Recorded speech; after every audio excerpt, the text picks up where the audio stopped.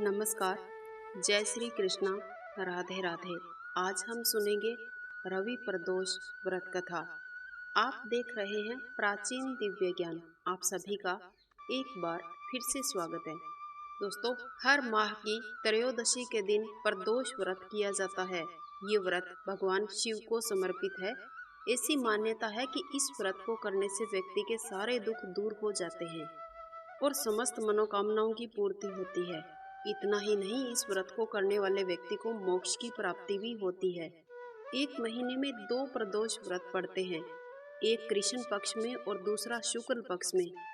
इस व्रत को करने वाले इंसान को सुबह बेलपत्र, गंगा जल, अक्षत, धूप और अन्य चीजों से महादेव जी की पूजा करनी चाहिए और फिर शाम के समय विधिवत पूजा करते हुए व्रत कथा का भी श्रवण करना चाहिए।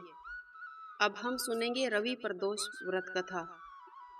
एक समय सर्व प्राणियों के हितार्थ परम पावन भागीरथी के तट पर ऋषि समाज द्वारा विशाल गोष्ठी का आयोजन हुआ। इस सभा में व्यास जी के परम शिष्य सूत जी महाराज हरि कीर्तन करते हुए पधारे। सूत जी को आते हुए देखकर सोनकादि 88,000 ऋषि मुनियों ने खड़े होकर दंडवत प्रणाम किया। महाज्ञानी सूत जी ने भक्ति भाव से ऋषियों को हृदय से लगाया और आशीर्वाद भी दिया। विद्वान ऋषिगण और सब शिष्य आसनों पर विराजमान हो गए। शौनकादि ऋषि ने पूछा, हे पूज्यवर महामते, कृपया यह बताने का कष्ट करें कि मंगलप्रद कष्ट निवारक यह व्रत सबसे पहले किसने किया था और इसका क्या फल मिलता है। श्री सूत जी बोले, आप सभी शिव के परम भक्त हैं और आपकी भक्ति देखकर मैं व्रती मनुष्यों की कथा आपको कहता हूँ। आप ध्यान से सुनो। एक गांव में अति दीन ब्राह्मण निवास करता था। उसकी साध्वी स्त्री प्रदोष का व्रत किया करती थी। उसके एक ही पुत्र था। एक समय की बात है, वो पुत्र गंगा नदी में स्नान करने के लिए गया। दुर्भाग्यवश मार्ग में चोरों ने उसे घेर लिया और वे कहने लगे कि हम तुम्हें मारेंगे नहीं, तुम अपने पिता के गुप्त धन के बारे में हमें बता दो। बालक दीन भाव से कहने लगा कि बंधुओं, हम अत्यंत दुखी और दीन हैं, हमारे पास धन कहाँ से आया। तब चोरों ने कहा कि इस पोटली में आपने क्या बांध रखा है। बालक ने निसंकोच होकर कहा, मेरी माँ ने मेरे लिए खाना भिजवाया है, वही है इस पोटली में।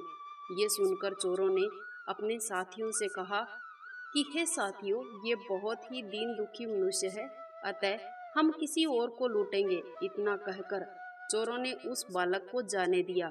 वो बालक वहां से चलते हुए एक नगर में जा पहुंचा। नगर के पास जाकर एक बरगद का पेड़ था, वहां पर विश्राम करने लगा। बरगद के वृक्ष की छाया में उस बालक को नींद आ गई।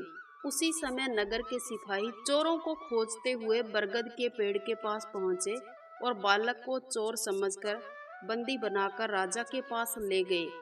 राजा ने उसे कारावास में बंद करने का आदेश दे दिया। ब्राह्मणी का लड़का जब घर नहीं लौटा तो अपने पुत्र की उसे बड़ी चिंता सताने लगी। अगले दिन प्रदोष का व्रत भी था। ब्राह्मणी ने प्रदोष व्रत किया और महादेव जी का मन ही मन जाप किया और अपने पुत्र की कुशलता की प्रार्थना करने लगी। महादेव जी ने उस ब्राह्मणी की प्रार्थना स्वीकार कर ली। उसी रात महादेव जी उस राजा के स्वप्न में आए और आदेश दिया कि वो बालक चोर नहीं है, उसे प्रातःकाल छोड़ दें, अन्यथा उसका सारा राज्य नष्ट हो जाएगा। प्रातःकाल राजा ने महादेव जी की आज्ञा से उस बालक को कारावास से मुक्त कर दिया और बालक ने अपनी सारी कहानी राजा को सुनाई। सारा वृत्तांत सुनकर राजा ने अपने सिपाहियों को उस बालक को घर भेजने का आदेश दिया और उसके माता पिता को राज दरबार में भी बुलाया। उसके माता पिता बहुत ही भयभीत थे। राजा ने उन्हें भयभीत देखकर कहा कि आप भयभीत ना हो, आपका बालक निर्दोष है। राजा ने ब्राह्मण को 5 गांव दान में दिए, जिससे कि वे सुख पूर्वक अपना जीवन व्यतीत कर सकें और महादेव जी की कृपा से ब्राह्मण परिवार आनंद पूर्वक रहने लगा। अब हम सुनेंगे प्रदोष व्रत की दूसरी कथा। एक समय की बात है, किसी नगर में एक गरीब पुजारी रहा करता था। पुजारी की मृत्यु के बाद उसकी विधवा पत्नी अपने पुत्र का भरण पोषण करने के लिए भीख मांगकर गुजारा करने लगी। ये दोनों दिन भर भीख मांगते और शाम तक घर वापस आ जाते। एक दिन विदर्भ देश के राजकुमार से उसकी मुलाकात हुई, जो अपने पिता के देहांत के बाद दर दर भटकने लगा था। राजकुमार को इस हाल में देखकर पुजारी की पत्नी उसे अपने साथ अपने घर ले आई और अपने पुत्र जैसा ही उसे रखने लगी।